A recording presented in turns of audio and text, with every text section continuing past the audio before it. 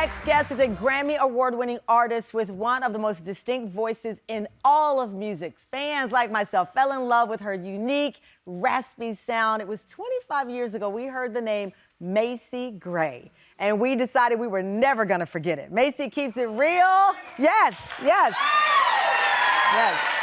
Macy keeps it real on and off camera, but Macy stopped me in my tracks this summer when headlines popped up of her unpredictable honesty and reaction to what she says was this moment of vulnerability when she decided to take a popular weight loss drug.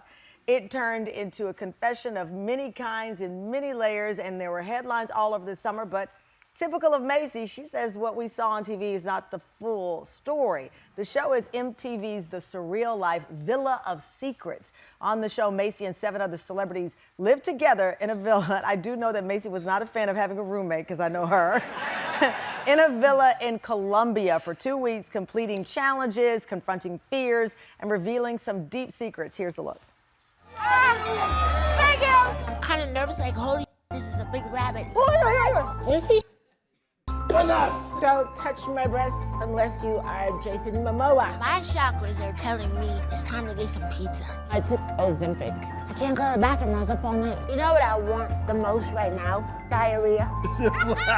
Come on, Mace. I ain't no stair climber. Ride the elevator, bitch. Ride the elevator.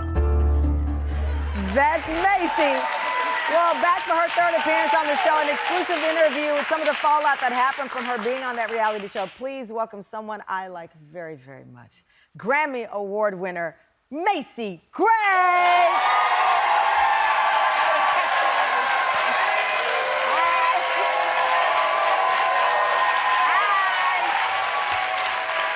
We gotta stand up now. You gotta stand up now, properly. Stand up for me. I have to stand up back. I don't know how to sit in this shirt. Thank you.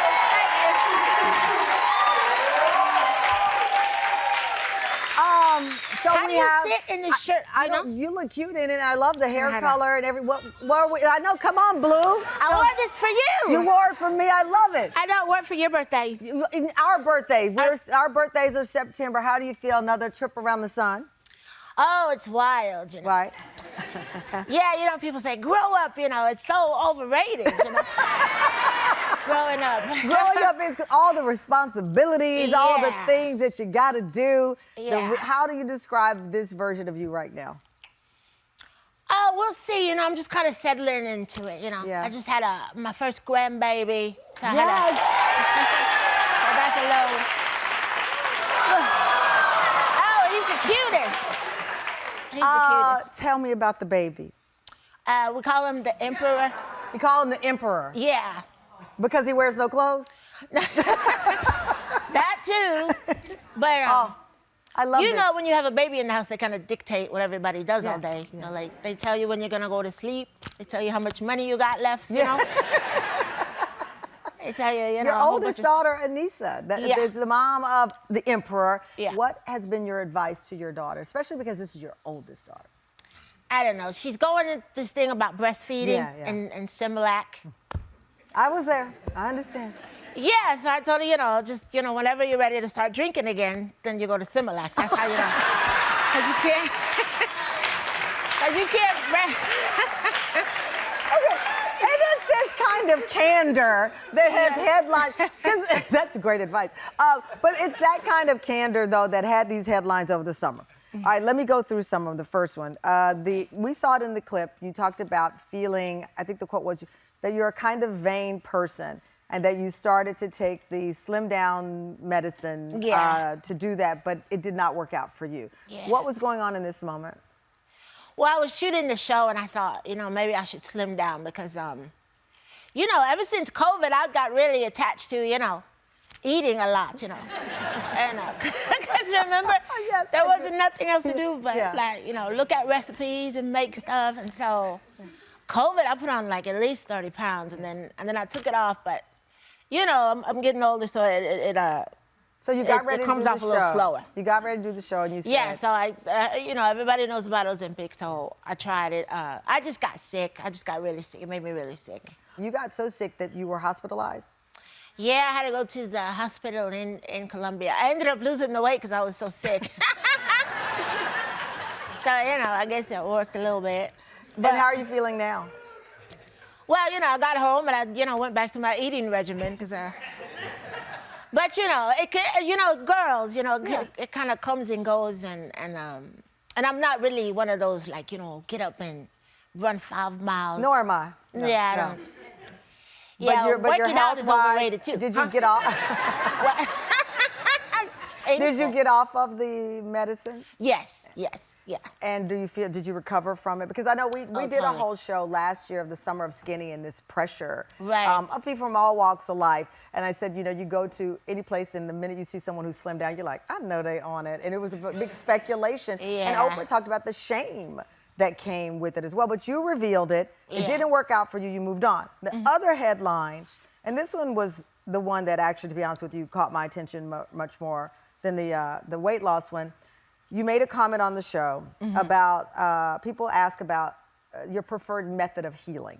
Right. And you said, and I'm quoting here, cocaine and a couple of shots. Get those edibles down my throat and I'm good. Okay, stop. No, okay. First of all, we're in Colombia. Yeah. So there was a running joke the whole time because there's this myth that Pablo Escobar. Yeah. I spent a lot of time in Cartagena. Yeah, so that he left all these big, plastic bags full of cash and cocaine. Right.